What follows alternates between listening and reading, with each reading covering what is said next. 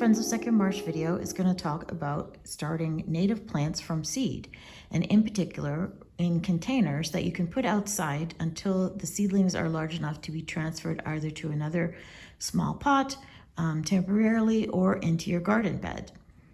What you're going to need are your seeds. This particular native seed mix was put together by Friends of Second Marsh, and we hand it out occasionally at some of our events. You're also going to need some sand. The reason for sand is because the native seeds are often super tiny, so it's better to mix them with sand before you try to spread them on top of your soil. You're gonna need some water. You're gonna need some kind of soil or potting mix. This is a seed starting mix, but you don't need seed starting mix. Native plants are very tolerant of poor soils. If you have any kind of outdoor potting mix, that would be suitable. But you want something relatively lightweight and that has some moisture absorption capability, just to keep your pots from drying out. You're gonna need some kind of container, a little dish. What is ideal is something like a spice jar with a punctured lid here and another lid so that you can mix your seeds and your sand in there together and then sprinkle it over top of the soil. You should also have some kind of label, because usually by the time you get a little bit later in the year, you can't remember what you put out there. Sharpies are not UV stable. However, if that's all you have, go ahead and use that. There's also a grease pencil, also known as a China marker. They work really well. And then you're gonna need a container. The one we're going to demonstrate today is an open nursery pot container that has 4 holes drilled around the top in order to be able to secure this animal deterrent mesh on top so that they don't disturb the soil or eat your seeds before they get a chance to sprout, or before they get large enough to be able to tolerate having a little bit of mischief from our wild friends. And the other alternative is you can use any clear recycled container. You're not going to need the lid, but I will show you some pictures later of what it looks like. Basically, you can use that like a little greenhouse.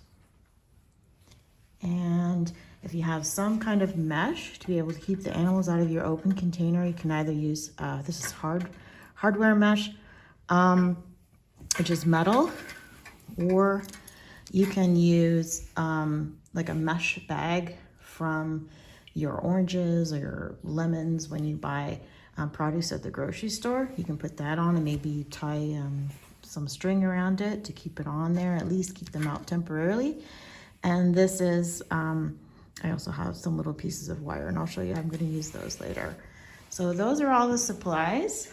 If I miss anything, we're going to catch those up when I do the actual demonstration.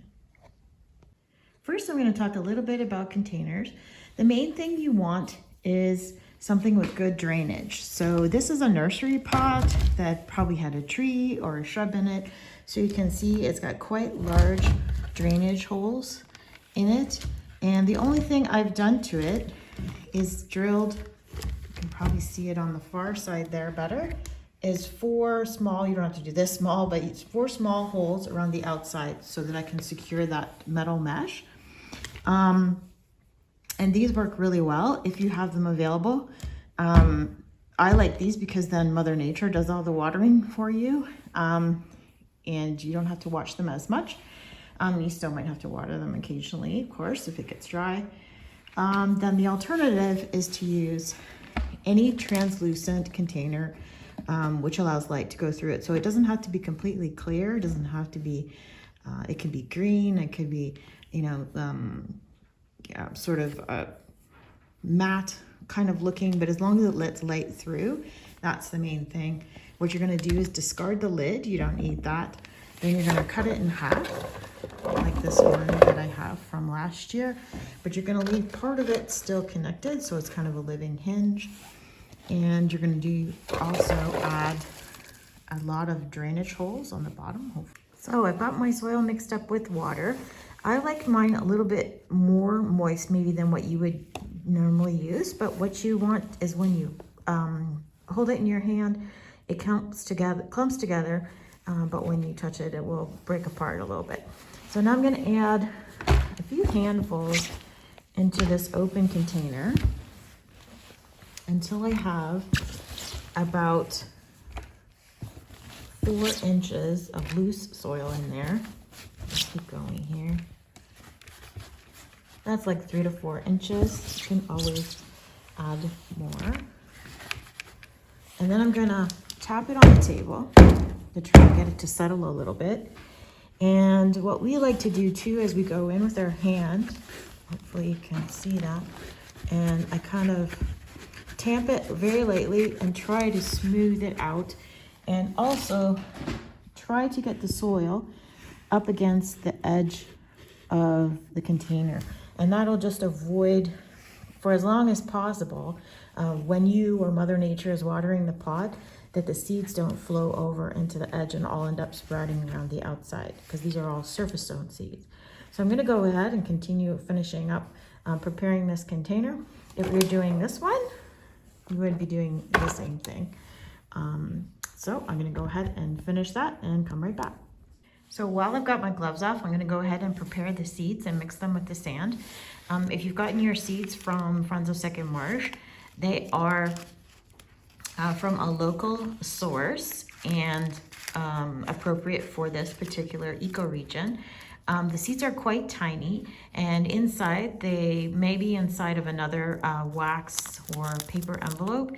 And what you're gonna do is empty those into your container of choice that you're gonna mix them up with. And again, if you got it from one of our events, you may have been lucky enough to get a little bit of sand. This is about half a teaspoon of sand. So you can go ahead and add that here. And the main thing to be concerned about with the seeds is that you want to make sure that you get every single one out of there. So every little speck that you see in there is most likely a seed.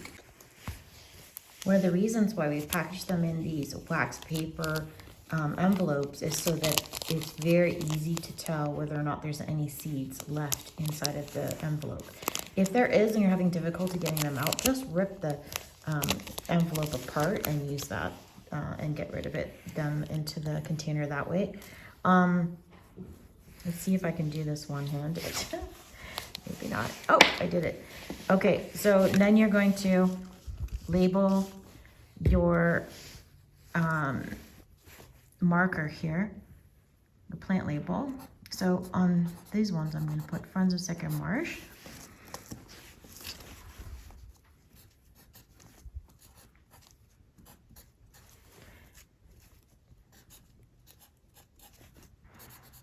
Native mix. All right, and then when they come up later, you know what they are. If you don't have any little plant labels like this, or you don't have any from another, that you can reuse, you can always cut up like a yogurt container and make your own little stakes that you can put in there. So I'm gonna go ahead and put that inside of the pot, right at the edge. And I always put them in as deep as possible because otherwise they fly out.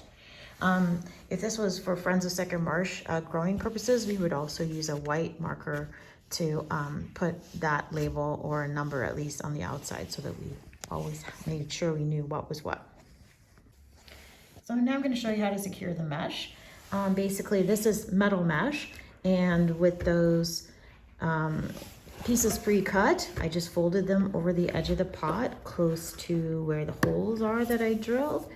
And the wire is about 4 inches long, and it has sort of a fishhook shape here. You're gonna fish it into that little hole, and then you're going to work it so that it comes up through the mesh like that, and then grab it and then twist.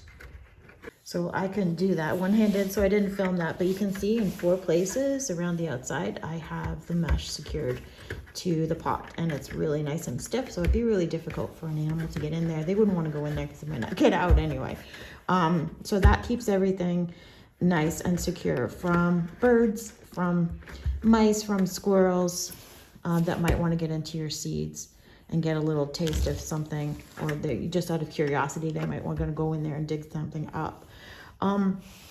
Alternatively, if you're using this sort of homemade greenhouse thing, once you get your soil in there and your seeds and everything, you're going to flip the top up and just use a piece of duct tape to hold it closed at the seam. Now you're going to take your pot and put it out on the north side of your house, or either a wall or a fence works great. So basically it's in shade most of the day. And then what I like to do, especially if I already have snow, is I throw a few handfuls of snow, and this will help just to keep the seeds from moving around, and also add some moisture. If you don't have snow, you can do a light watering, but you want to do it light enough that your seeds aren't going to move around too much. And that's it. Basically, they stay outside until the weather starts to improve. So you can see I've got quite a few different pots started here. That's why the labels are important. And I'm going to show you some of the other ones that I have.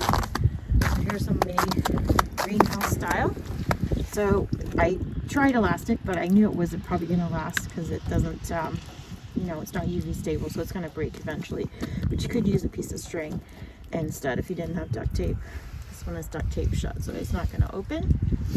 And there are some different containers that are let light in but aren't completely clear.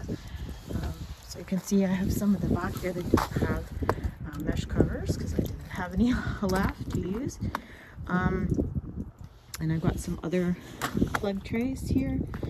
We're going to do another video on them later once we see how they sprout later in the season.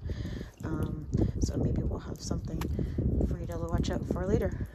Keep an eye on things as things start to sprout, as your pots may start to dry out. You might want to water them a little bit here and there. And the instructions that you get from Friends of Sacred Marsh when you pick up your seeds are a good guide for how to take care of everything. And check out our other video that shows you how to handle your seedlings.